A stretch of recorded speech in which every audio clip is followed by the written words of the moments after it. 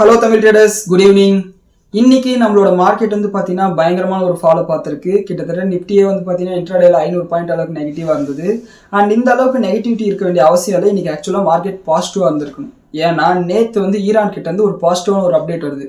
அதாவது China, Russia, India, Iraq, Pakistan இந்த 5 நாடுகளோட கப்பல் ஸ்ட்ரெயிட் ஆஃப் ஹார்மஸ்ல போய்க்கலாம், நாங்கள் அதை நிறுத்தலைன்னு சொல்லிடுறாங்க. இது ஆக்சுவலாக வந்து பாசிட்டிவான விஷயம். அண்ட் நைட்டுக்கு மேலே வந்து பார்த்தீங்கன்னா அமெரிக்காவில் மார்க்கெட் முடிஞ்சதுக்கப்புறம் ட்ரம்ப் சில ஸ்டேட்மெண்ட் பண்ணுறாரு. அதில் வந்து பார்த்தீங்கன்னா மண்டே எப்படி வந்து 5 நாள் போரை நிறுத்துறோம்னு சொன்னது பாசிட்டிவாக மாதிரி கிஃப்ட் நிஃப்டியே வந்து ஒரு 1000 பாயிண்ட் அளவு கேப் அப் காமிச்சது. அந்த மாதிரியே ஒரு பாசிட்டிவான ஸ்டேட்மெண்ட். அடுத்த 10 நாளைக்கு நாங்கள் ஈரானோட பவர் பிளான்ட்டை அடிக்க மாட்டோம்னு சொல்கிறாரு. இந்த 2 விஷயமும் சேர்ந்து இன்னைக்கு நம்மளோட மார்க்கெட்டை வந்து இன்க்ரீஸ் பண்ணியிருக்கணும். ஆனால் மார்க்கெட் விழுந்ததுக்கு முக்கியமான காரணம் பாகிஸ்தான் ஈரானுக்கு செஞ்ச துரோகம் தான். என்ன நடந்ததுன்னா ட்ரம்ப்பே வந்து இதை சொல்றாரு, அந்த 10 நாள் வந்து நாங்கள் போரை நிறுத்துறோம்னு சொல்லிட்டு அதுக்கு அடுத்த ஸ்டேட்மெண்ட் சொல்றாரு. ஈரான் வந்து எங்களுக்கு ஒரு கிஃப்ட் கொடுத்துருக்காங்கன்னு நான் செவ்வாய்க்கிழமை சொன்னேன் இல்லையா? அந்த கிஃப்ட் என்னன்னா ஒரு 8 கப்பல் அமெரிக்காவுக்கு சார்ந்த அமெரிக்காவுக்கு சொந்தமான ஒரு 8 கப்பல் வந்து பார்த்தீங்கன்னா பாகிஸ்தான் கொடியை போட்டு ஸ்டேட் ஆஃப் ஹார்மஸ் கடந்து வந்திருக்கு. அண்ட் அது மட்டும் இல்லாமல் இன்னும் ஒரு 2 கப்பல் வந்து பார்த்தீங்கன்னா அதே மாதிரி வரப்போகுதுன்னு சொல்லியிருக்காரு. இது கேட்ட உடனே ஈரானுக்கே ஒரு ஷாக், கட்டப்பா முதுகில் குத்திட்டியே அப்படின்னு சொல்லிட்டு உடனே வந்து இன்னைக்கு மத்தியானத்துக்கு மேலே வந்து பார்த்தீங்கன்னா ஒரு கப்பலை வந்து அடிச்சிருக்காங்க. பாகிஸ்தானுக்கு சொந்தமான ஒரு க்ரூட் ஆயில் கப்பல் வந்து அடிச்சிருக்காங்க. அது பாகிஸ்தான் தான் அமெரிக்காதான் தெரியல, பாகிஸ்தான் கொடி போட்டிருக்கிறதுனால அட்ரா அப்படின்னு சொல்லிட்டு அடிச்சிட்டாங்க. இப்படி அடிச்சதுக்கு அப்புறம் வந்து பார்த்தீங்கன்னா ஐஆர்ஜிசி ஒரு ஸ்டேட்மெண்ட் கொடுக்குறாங்க. இதுக்கு மேலே அமெரிக்காவுக்கு உதவக்கூடிய நாடுகளோட போர்ட்லேருந்து அந்த கப்பல் கிளம்புச்சுன்னா அந்த கப்பல் சைனாக்கு போகட்டும், ரஷ்யாவுக்கு போகட்டும், அந்த கப்பலை நாங்கள் அடிப்போம்னு சொல்கிறாங்க. இது சொன்ன உடனே வந்து பார்த்தீங்கன்னா க்ரூட் ஆயிலோட விலை மறுபடியும் $104 மேலே போகுது. நம்மளோட மார்க்கெட்ஸ் வந்து விழ ஆரம்பிக்குது. ஸோ இதுதான் வந்து பார்த்தீங்கன்னா இன்னைக்கு மார்க்கெட்டில் நடந்த ஒரு பேனிக்கான விஷயம். அண்ட் அது மட்டும் இல்லாமல் ஒவ்வொரு வாரம் சனிக்கிழமையும் வந்து பார்த்தீங்கன்னா அட்டாக்ஸ் வந்து பெரிய அளவில் நடக்குது. நாளைக்கு ஏதாவது பெரிய அட்டாக் பண்ணுவாங்களோன்ற பயத்தில் வந்து பார்த்தீங்கன்னா மார்க்கெட்ஸ் வந்து பார்த்தீங்கன்னா நெகட்டிவாக தான் இருந்தது. இந்த 2 அப்டேட் தான் நம்மளோட மார்க்கெட் வந்து நெகட்டிவ் ஆச்சு. அண்ட் யூரோப்பியன் மார்க்கெட் மத்தியானமாக நெகட்டிவாக இருந்தது. இப்போ அமெரிக்கன் மார்க்கெட்டும் நெகட்டிவாக தான் ட்ரேட் ஆகிட்டு இருக்கு. நம்மளோட கிஃப்ட் நிஃப்டி இன்னொரு 60 பாயிண்ட் கேப் டவுன் ஆக போகுதுன்னு சொல்லிட்டு இப்போயே காமிச்சிட்டு இருக்கு. இப்படி இந்த பஞ்சாயத்தெல்லாம் ஒரு பக்கம் போயிட்டு இருக்கும்போது நம்மளோட கவர்மெண்ட் வந்து இன்னைக்கு பெட்ரோல் டீசல் விலையில வந்து பார்த்தீங்கன்னா சில முக்கியமான முடிவுகள் எடுத்திருக்காங்க. நம்ம வந்து ஒரு 10 நாள் முன்னாடியே ஒரு வீடியோ போட்டிருந்தோம். அதாவது பெட்ரோலோட விலை $140, $160 விற்க வேண்டியது. ஆனால் கவர்மெண்ட் வந்து ஆர்டிஃபிஷியலாக அதை $100 மெயின்டைன் பண்ணிட்டு இருக்காங்க, மக்கள் பாதிக்கப்படக்கூடாதுன்னு சொல்லிட்டு நம்ம பேசியிருந்தோம். அண்ட் அது மட்டும் இல்லாமல் இந்த ஆயில் மார்க்கெட்டிங் கம்பெனி தான் ஒவ்வொரு லிட்டர் பெட்ரோல் விற்கும்போது வந்து பார்த்தீங்கன்னா $40 நஷ்டத்தில் விற்கிறாங்க அப்படின்னு சொல்லிட்டு பேசியிருந்தோம். அண்ட் அந்த நஷ்டத்தை ஈடு கட்டுறதுக்காக கவர்மெண்ட் இன்னைக்கு சில அறிவிப்புகளை விட்டுருக்காங்க. முதல் அறிவிப்பு என்னன்னா இந்த எக்ஸைஸ் டியூட்டியை வந்து பார்த்தீங்கன்னா நாங்கள் குறைக்கிறோம்னு சொல்லியிருக்காங்க. எக்ஸைஸ் டியூட்டினா என்னன்னு தெரியாதவங்களுக்காக சொல்கிறேன். இப்போ வந்து பார்த்தீங்கன்னா ஜிஎஸ்டின்னு சொல்லிட்டு ஒரு வரியை கொண்டு வந்துட்டாங்க. இப்போ வந்து பார்த்தீங்கன்னா ஜிஎஸ்டி 18% வேலை முடிஞ்சது. அதுக்கு மேலே வந்து பார்த்தீங்கன்னா வரி கட்ட தேவை. ஆனால் ஜிஎஸ்டி கொண்டு வரதுக்கு முன்னாடி வந்து பார்த்தீங்கன்னா சில வரிகள் இருந்தது. அதாவது customs duty, excise duty, VAT மாதிரியான பல வரிகள் இருந்தது. சரிங்களா? அதில் ஒன்று தான் வந்து பார்த்தீங்கன்னா எக்ஸைஸ் டியூட்டி. இந்த எக்ஸைஸ் டியூட்டின்றது ஒரு பொருள் உற்பத்தி ஆகிற இடத்துல என்ன வரி போடுவாங்களோ அதுதான் எக்ஸைஸ் டியூட்டி. இந்த பெட்ரோல் டாஸ்மாக்ல வைக்கக்கூடிய அந்த சாராய மாதிரியான பொருட்களுக்கு வந்து பார்த்தீங்கன்னா இன்னமும் கூட வந்து பார்த்தீங்கன்னா பழைய வரி தான் யூஸ் பண்ணிட்டு இருக்காங்க. ஜிஎஸ்டி கொண்டு வரல. ஜிஎஸ்டி கொண்டு வந்தாங்கன்னா வரி பெரிய அளவில் குறைஞ்சிடும். அதனால வந்து பழைய வரியை ஃபாலோ பண்ணிட்டு இருக்காங்க. இந்த மாதிரி எக்ஸைஸ் டியூட்டி வந்து இப்போ குறைச்சிருக்காங்க. இதனால் வரை வந்து பார்த்தீங்கன்னா பெட்ரோலுக்கு $13 எக்ஸைஸ் டியூட்டி போட்டிருக்காங்க. அது வந்து பார்த்தீங்கன்னா $3 குறைச்சிருக்காங்க. பெட்ரோலுக்கு $10 குறைச்சிருக்காங்க. அண்ட் டீசலுக்கு வந்து இதுவரையும் வந்து பார்த்தீங்கன்னா $10 எக்ஸைஸ் டியூட்டி போட்டது இப்போ $0 பண்ணிட்டாங்க.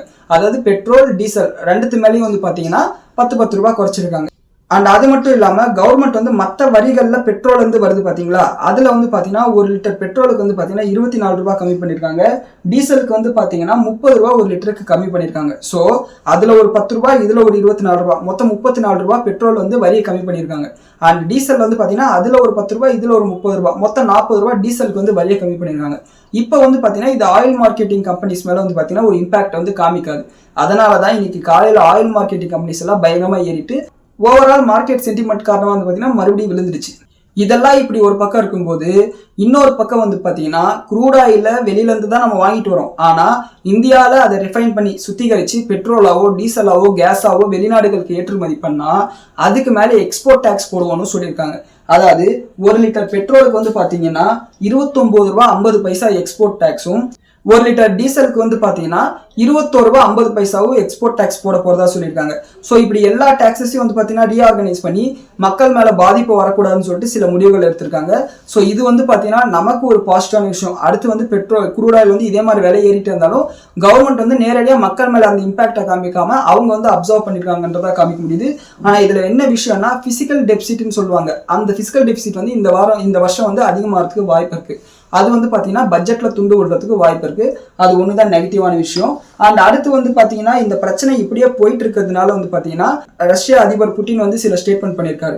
அதுல அவர் என்ன சொல்றாருன்னா, இந்த போர் ஏற்படுத்தக்கூடிய பின்விளைவு வந்து பாத்தீங்கன்னா கிட்டத்தட்ட கொரோனா டைம்ல என்ன பின்விளைவுகளை ஏற்படுத்துமோ பொருளாதாரத்துல அதே மாதிரி ஏற்படுத்தும்னு சொல்லியிருக்காரு. அது என்னமோ உண்மைதான். இப்பவே வந்து பாத்தீங்கன்னா ஒர்க் ஃப்ரம் ஹோம் பண்ணுங்க, பெட்ரோல் வந்து கம்மியா யூஸ் பண்ணுங்க அப்படின்னு சொல்லிட்டு சொல்ல ஆரம்பிச்சிட்டாங்க. அது நாளடைவில் இப்படியே வந்து 6 மாசம் நின்றுட்டே போச்சுன்னா கண்டிப்பா அதுதான் ஏற்படுத்தும்.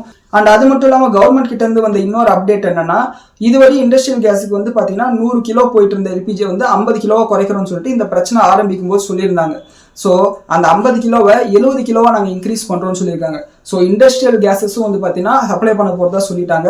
இது வந்து பார்த்தீங்கன்னா ஓவராலா பொருளாதாரத்துக்கு நல்ல விஷயம். ஏன்னா ப்ரொடக்ஷன் பாதிக்கப்படாதுன்ற ஒரு தைரியத்தை நமக்கு கொடுக்குது. இதுல இருந்து என்ன தெரிய வருதுன்னா, ஆஸ் ஆஃப் நோ நம்ம இந்தியாவில் வந்து பாத்தீங்கன்னா பெட்ரோல், டீசல், எல்பிஜிக்கு வந்து பாத்தீங்கன்னா பெரிய பிரச்சனை இல்லைன்றது நமக்கு புரியுது. அண்ட் அடுத்து நம்மளோட மார்க்கெட் அனாலிசிஸ்க்கு வந்தோம்னா, இன்னைக்கு நம்மளோட ஓவரால் அட்வான்ஸ் டிக்ளைன் ரேஷியோ பார்த்தோம்னா மொத்தம் 3300 கம்பெனியில 2800 கம்பெனி நெகட்டிவாகவும் 500 கம்பெனி மட்டும் பாசிட்டிவா இருக்கு. பாசிட்டிவா இருந்தது வந்து பாத்தீங்கன்னா இந்த ஓஎஃப்எஸ்எஸ்க்கு வந்து பாத்தீங்கன்னா ஒரு பெரிய ஆர்டர் கிடைச்சது, அதனால அவங்க பாசிட்டிவா இருக்காங்க. அண்ட் கேவிபி மாதிரியான சில ஸ்ட்ராங்கான பிசினஸஸ் இருக்கு, அவங்க வந்து பாத்தீங்கன்னா பாசிட்டிவா இருக்காங்க. மற்ற எல்லா கம்பெனியும் இன்னைக்கு அடி வாங்குச்சு. நம்மளோட நிப்டியில வந்து பாத்தீங்கன்னா பிகஸ்ட் டிராகர்னு பார்த்தா ரிலையன்ஸ் இண்டஸ்ட்ரீஸ் தான். காரணம் என்னன்னா எக்ஸ்போர்ட் டியூட்டி வந்து எக்ஸ்போர்ட் டாக்ஸ் வந்து போட்டிருக்கிறதா ஒரு அப்டேட் வந்தது இல்லைங்களா, அதனால பெரிய அளவில் பாதிக்கப்படுறது ரிலையன்ஸ் இண்டஸ்ட்ரி தான். ஏன்னா அவங்களோட ஜாம்நகர் பிளான்ட்ல வந்து பாத்தீங்கன்னா க்ரூட் ஆயில ரெஃபைன் பண்ணி அதை வந்து யூரோப்பியன் கண்ட்ரிஸ்க்கு வந்து ஏற்றுமதி பண்ணிட்டு இருக்காங்க. ஸோ அவங்க மேல இது வந்து ஒரு பேர்டனை போடுமோன்னு சொல்லிட்டு இன்னைக்கு ரிலையன்ஸ் இண்டஸ்ட்ரீஸ் 4% அளவுக்கு விழுந்திருக்கு. அண்ட் அடுத்து வந்து பாத்தீங்கன்னா இன்னைக்கு பிராட் மார்க்கெட் இண்டஸ்ட்ரீஸ்ல எல்லா இண்டஸ்ட்ரீஸும் வந்து பாத்தீங்கன்னா நெகட்டிவா தான் இருந்தது. மிட் கேப்பா இருக்கட்டும், ஸ்மால் கேப்பா இருக்கட்டும், லார்ஜ் கேப்பா இருக்கட்டும், எல்லாமே நெகட்டிவ் வந்தது. செக்டோரியல் இண்டஸ்ட்ரீஸ்ல ஐடி செக்டர் காலையில வந்து 1% அளவுக்கு பாசிட்டிவா இருந்தது. ஆனா லேட்டரான் வந்து ஓவரால் மார்க்கெட் சென்டிமெண்ட் காரணம் வந்து பாத்தீங்கன்னா நெகட்டிவா முடிஞ்சிருக்கு. அண்ட் எஃப்ஐஐ டேட்டா எடுத்துக்கிட்டோம்னா எஃப்ஐஐஸ் வந்து இன்னைக்கு 4367 கோடி ரூபாய்க்கு செல் பண்ணியிருக்காங்க. அந்த டிஐஎஸ் பார்த்தோம்னா 3566 கோடி ரூபாய்க்கு வந்து பை பண்ணியிருக்காங்க. எஃப்ஐஎஸ் வந்து இந்த ஒரு மாசத்துல வந்து 1 லட்சம் கோடி ரூபாய்க்கு மேல வந்து செல் பண்ணிட்டாங்க. அவங்கள சொல்லி தப்பு இல்லை. 6 மாசத்துக்கு முன்னாடி $1 நிகரான இந்திய ரூபாய் வந்து 88 ரூபாய் இருந்தது. இன்னைக்கு வந்து பாத்தீங்கன்னா $1 நிகரான இந்திய ரூபாய் வந்து 94 ரூபாய் கிராஸ் பண்ணிடுச்சு. ஆக்சுவலா அவங்களுக்கு ருப்பி டர்ம்ஸ்லேயே வந்து 6 ரூபாய் வந்து லாஸ், அதாவது 8% அளவுக்கு லாஸ். ஸோ அப்படி இருக்கும்போது அவங்க வித்துட்டு பணத்தை வெளியே கொண்டு போகிறதா செய்வாங்க. ஆனால் என்னன்னா எஃப்ஐஎஸ் வந்து உள்ள வந்து வாங்காத வரைக்கும் நம்மளோட மார்க்கெட் வந்து ரெக்கவர் ஆகாது. அது ஒன்று தான் நெகட்டிவான விஷயம். அடுத்து ஸ்டாக் ஸ்பெசிபிக் நியூஸ் வந்தோம்னா ஐடி கம்பெனிஸ்க்கு வந்து பாத்தீங்கன்னா நிறைய பாசிட்டிவான அப்டேட்ஸ் வந்திருக்கு. ஓஎஃப்எஸ்எஸ்க்கு வந்து பாத்தீங்கன்னா ஒரு பெரிய ஆர்டர் கிடைச்சிருக்கு. அதாவது குளோபல் பேங்க்னு சொல்லிட்டு அமெரிக்காவில் இருக்கக்கூடிய ஒரு பேங்க்குக்கு வந்து பாத்தீங்கன்னா இந்த சாஃப்ட்வேர் ப்ராடக்ட்ஸை ப்ரொவைட் பண்ணக்கூடிய ஆர்டர் கிடைச்சிருக்கு. இதன் மூலியமா அவங்களுக்கு 940 crores மதிப்புள்ள ப்ராஃபிட் வரும், ரெவன்யூ வரும் அப்படின்னு சொல்லிட்டு சொல்லியிருக்காங்க. இது வந்து பாத்தீங்கன்னா அந்த கம்பெனி பாசிட்டிவான விஷயம். இன்னைக்கு ஐடி இண்டெக்ஸ்ல ஓஎஃப்எஸ்எஸ் வந்து 5% அளவுக்கு இன்க்ரீஸ் ஆயிருந்தது. அண்ட் அது மட்டும் இல்லாமல் இன்ஃபோசிஸ் வந்து பாத்தீங்கன்னா 2 அக்விசிஷன் பண்ணியிருக்காங்க. அது என்னன்னா ஆப்டிமம் ஹெல்த் கேர் ஐடி அப்படின்ற ஒரு கம்பெனி வந்து அக்விசிஷன் பண்ணியிருக்காங்க. அதே மாதிரி வந்து பாத்தீங்கன்னா ஸ்ட்ரேட்டஸ் அப்படின்ற ஒரு கம்பெனியும் வந்து பாத்தீங்கன்னா அக்விசிஷன் பண்ணியிருக்காங்க. இவங்க 2 பேருமே வந்து பாத்தீங்கன்னா ஹெல்த் கேர் சர்வீசஸ்லயும் இன்சூரன்ஸ் சர்வீசஸ்லயும் technological IT related consulting services provide பண்ணக்கூடிய கம்பெனிஸ். அண்ட் இது வந்து பாத்தீங்கன்னா அவங்களுக்கு ஒரு பாசிட்டிவான விஷயம். ஏன்னா இன்ஆர்கானிக்கா அவங்க அக்விசிஷன் பண்றாங்கன்றதை காட்டுது. அண்ட் எல்என்டி டெக் சர்வீசஸ் அதாவது எல்டிடிஎஸ் வந்து பாத்தீங்கன்னா ஒரு பாசிட்டிவான அப்டேட் வந்திருக்கு. என்னன்னா இவங்களோட சப்சிடரி கம்பெனி ஒன்று இருந்திருக்கு, ஸ்மார்ட் வேர்ல்ட் அண்ட் கம்யூனிகேஷன் சொல்லிட்டு, அதை 452 கோடி ரூபாய்க்கு வித்திருக்காங்க. ஸோ இந்த பணம் வந்து பாத்தீங்கன்னா இவங்களுக்கு தான் வரும்.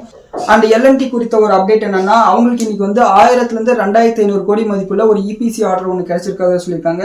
அண்ட் என்னதான் ஆர்டர் கிடைச்சாலும் வந்து பாத்தீங்கன்னா இந்த மிடில் ஈஸ்ட்ல இந்த ஒரு மாசம் அவங்களோட வேலை நின்னதுனால மட்டும் இந்த வருஷம் அவங்களோட ஆனுவலைஸ்டு இபிஎஸ் வந்து பாத்தீங்கன்னா 6 இருந்து 8% அளவு விழுறதுக்கு வாய்ப்பு இருக்கு. இன்னொரு ஒரு மாசம் வேலை இதே மாதிரி தடைப்பட்டுச்சுன்னா இன்னொரு 8% விழும்.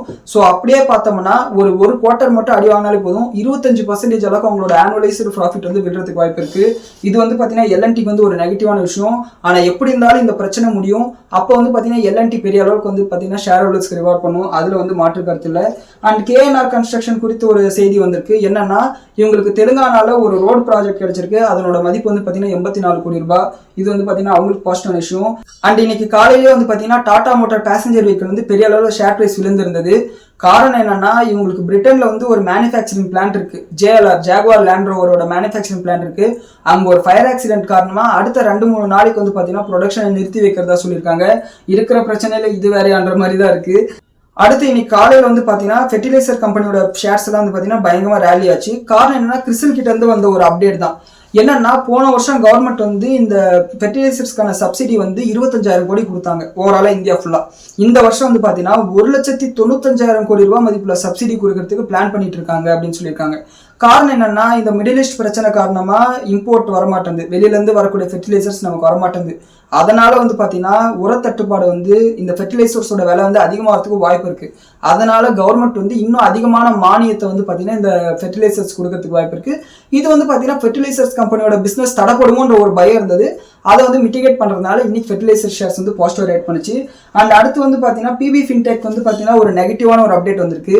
என்னன்னா இவங்களுக்கு வந்து சில வெண்டார்ஸ் இருக்காங்க, அந்த வெண்டார்ஸ் மூலியமா சில டிரான்சாக்ஷன் வந்திருக்கு. ஆனா ஆக்சுவலா வந்து அந்த டிரான்சாக்ஷனோட ஆக்சுவல் பெனிஃபிஷியரி யாருன்னு பார்த்தா அது பிவி ஃபின்டெக் தான். ஆக்சுவலா இது வந்து பாத்தீங்கன்னா ஒரு பினாமி டிரான்சாக்ஷன் சொல்லிட்டு பிளாக் பண்ணி ஆர்டர் வந்து பாஸ் பண்ணிருக்காங்க. ஸோ இதனால வந்து பாத்தீங்கன்னா இவங்களோட ஷேர் பிரைஸ் 3-4% அளவுக்கு இன்னைக்கு விழுந்திருந்தது. அண்ட் இது வந்து கோர்ட்ல கேஸ் நடக்கும், இது வருஷ கணக்கில் நடந்து ஒரு முடிவு வரும். அப்போ வந்து பாத்தீங்கன்னா ஷேர் ரியாக்ட் பண்ணும். அண்ட் வழக்கம் போலயே ஒவ்வொரு முறை அப்டேட் வரும்போது பாத்தீங்கன்னா ஷேர் பிரைஸ் வந்து நெகட்டிவா ரியாக்ட் பண்ணிட்டே இருக்கும். ஸோ அதனால கொஞ்சம் கேர்ஃபுல்லா இருங்க. அண்ட் இன்னைக்கு வந்து பாத்தீங்கன்னா கிராஃபைட் உற்பத்தி அப்புறம் கிராஃபைட்டை விற்கக்கூடிய கம்பெனிஸோட ஷேர் பிரைஸ் 10% அளவுக்கு இன்க்ரீஸ் ஆனது. அந்த 500 கம்பெனி பாசிட்டிவ் வந்ததுல சொன்ன இல்லையா, இதுல சில ஸ்டாக் ஸ்பெசிபிக் நியூஸ் தான் காரணம். அதாவது உலகத்துல வந்து பாத்தீங்கன்னா மிகப்பெரிய கிராஃபைட் செல்லர்னு பார்த்தோம்னா கிராஃப்டெக் அப்படின்ற கம்பெனி தான். அவங்க வந்து என்ன பண்ணிருக்காங்கன்னா கிராஃபைட்டோட விலையை வந்து 30% அளவுக்கு இன்க்ரீஸ் பண்ணிருக்காங்க இந்த மிடில் ஈஸ்ட் டென்ஷன் காரணமா. ஸோ அவங்க இன்க்ரீஸ் பண்ணாங்கன்னா ஓவராலா எல்லா பிளேயர்ஸும் இன்க்ரீஸ் பண்ணிருப்பாங்க. இது வந்து பாத்தீங்கன்னா கிராஃபைட் இந்தியா HEGக்கு வந்து பாத்தீங்கன்னா ஒரு பாசிட்டிவான அப்டேட்டா பார்க்கப்படுது. அண்ட் கமாடிட்டி கம்பெனிஸ் பொறுத்தவரை ஒரு ரிஸ்க் என்னன்னா கமாடிட்டி சைக்கிள்னு ஒன்று இருக்கு. இப்போ வந்து ஏறின விலை வந்து பாத்தீங்கன்னா அப்படியே இருக்காது, மறுபடியும் குறைய செய்யும். அப்போ வந்து பாத்தீங்கன்னா இந்த கம்பெனிஸ் வந்து அழிவாங்கும். அதையும் இன்வெஸ்டர்ஸ் வந்து நோட் பண்ணிக்கணும். அடுத்து IDFC ஃபர்ஸ்ட் பேங்க் கிட்ட இருந்து ஒரு அப்டேட் வந்திருக்கு. என்னன்னா இந்த ஹரியானா கவர்மெண்ட் வந்து ஒரு 590 கோடி ரூபாய் ஃப்ராட் பண்ணாங்க இல்லைங்களா, அந்த 590 கோடி ரூபாய் ஃப்ராடை வந்து கணக்குல எடுத்துக்கிட்டா கூட நாங்க வந்து இந்த Q4ல வந்து ப்ராஃபிட்டை தான் காமிக்கிறதுக்கு வாய்ப்பு இருக்குன்னு சொல்லியிருக்காங்க. அண்ட் அது மட்டும் இல்லாம இந்த மைக்ரோ ஃபைனான்ஸ் இண்டஸ்ட்ரீஸ்ல வந்து பாத்தீங்கன்னா லாசஸ் கம்மியாகிட்டே போகுது. அதனால அடுத்த வருஷம் இதனோட இம்பாக்ட் வந்து இருக்காதுன்னு சொல்லியிருக்காங்க, அவங்களோட ப்ராஃபிட் அண்ட் லாஸ்ல வந்து இருக்காதுன்னு சொல்லியிருக்காங்க. இது வந்து பாத்தீங்கன்னா இந்த கம்பெனிக்கு வந்து ஒரு பாசிட்டிவான விஷயம். பொறுத்திருந்தா பார்க்கணும் என்ன நடக்குதுன்னு சொல்லிட்டு. அண்ட் இதுதான் இன்னைக்கான ஸ்டாக் ஸ்பெசிபிக் அப்டேட். அண்ட் இப்போ நம்ம பேசியிருக்கிற இந்த நேரத்தில் வந்து க்ரூட் ஆயில் $103.75 வந்து ட்ரேட் ஆயிட்டு இருக்கு ஒரு பேரல், அதாவது பிரெண்ட் க்ரூட். அண்ட் நம்மளோட கிஃப்ட் நிஃப்டி வந்து பாத்தீங்கன்னா ஒரு 40 பாயிண்ட் அளவுக்கு கேப் டவுன் சொல்லிட்டு காமிச்சிட்டு இருக்கு. அண்ட் அமெரிக்கன் மார்க்கெட் சொல்லவே வேணாம், ரத்த கலரையா இருக்கு, 1% அளவுக்கு நெகட்டிவா இருக்கு. யூரோப்பியன் மார்க்கெட் மத்தியானத்துலேருந்தே நெகட்டிவா தான் இருக்கு. அண்ட் கோல்டு பிரைசஸ்ல ஒரு பாசிட்டிவான அப்டேட் என்னன்னா $4,500 கிராஸ் பண்ணிடுச்சு. அண்ட் போன வாரம் கோல்டு வந்து எதனால விழுந்துச்சுன்னு சொல்லிட்டு இன்னைக்கு வந்து அப்டேட் பண்ணிட்டாங்க. போன வாரம் வந்து பாத்தீங்கன்னா துருக்கியோட சென்ட்ரல் பேங்க்கும் துபாயோட சென்ட்ரல் பேங்க்கும் பெரிய அளவில் கோல்டை வந்து வித்திருக்காங்க. ஏன்னா அவங்களுக்கு வந்து போர் நடந்துட்டு இருக்கிறதுனால பெரிய அளவில் பணம் தேவைப்படுது, அதுக்காக வந்து கோல்டை வித்திருக்காங்க. அதனால தான் கோல்டு பிரைசஸ் இருந்திருக்கு. ஒன்ஸ் இந்த சென்ட்ரல் பேங்க்ல இந்த பிரச்சனை முடிஞ்சு மறுபடியும் கோல்டு வாங்க ஆரம்பிச்சாங்கன்னா மறுபடியும் ஏற ஆரம்பிக்கும். அது வரைக்கும் கோல்டு இன்வெஸ்டர்ஸ் கொஞ்சம் பெயினை பார்த்துட்டு தான் ஆகணும். ஆக்சுவலா இப்பவே வந்து ஓரளவுக்கு ஏறி இருக்கு. இன்னைக்கு மார்க்கெட் முடிஞ்சதுக்கு அப்புறம் 3:30 மணிக்கு மேல வந்து பாத்தீங்கன்னா ஒரு 1% அளவுக்கு ஏறி இருக்கு. அண்ட் இது வந்து பாத்தீங்கன்னா மண்டே ரிஃப்ளெக்ட் ஆகும் என்ன நடக்குதுன்னு சொல்லிட்டு. அண்ட் மேற்கொண்டு ஏதாவது அப்டேட்ஸ் இருந்தால் நம்மளோட வாட்ஸ்அப் சேனலில் நான் இன்ஃபார்ம் பண்றேன். அண்ட் நாளைக்கு வந்து கமெண்ட்ஸுக்கான ரிப்ளை கொடுக்கக்கூடிய வீடியோ, அதை மறக்காம பாருங்க. அண்ட் இந்த வீடியோவில் உள்ள தகவல்கள் உங்களுக்கு யூஸ்ஃபுல்லாக இருக்குன்னு நீங்கள் நினைச்சீங்கன்னா இந்த வீடியோக்கு ஒரு லைக் கொடுங்க, உங்களோட நண்பர்களுக்கும் இதை ஷேர் பண்ணுங்க. நன்றி, வணக்கம்.